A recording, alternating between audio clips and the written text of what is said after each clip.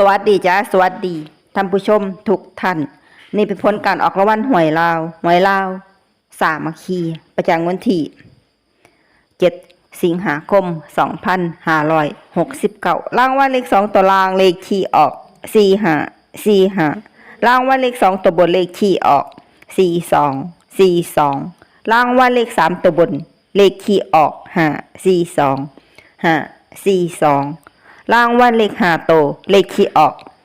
64542นี่ก็เป็นผลออกรางวัลหวยลาวสามัคคีประจำวันที่7 สิงหาคม 2569ขอให้โชคดีมีชัยถูกหวยลาวสามัคคีได้รับเงินกันทุกคนเด้อจ้าฝากไว้ในเด้อจ้าซับตะไคร้กดติดตามและเป็นกำลังใจขอขอบคุณทุกท่านที่เข้ามารับชมและรับฟังแล้วมาพบกันใหม่ในผลการออกหวยลาวสามัคคีใหม่ในวันพรุ่งนี้สำหรับมื้อนี้ขอบคุณและสวัสดีจ้า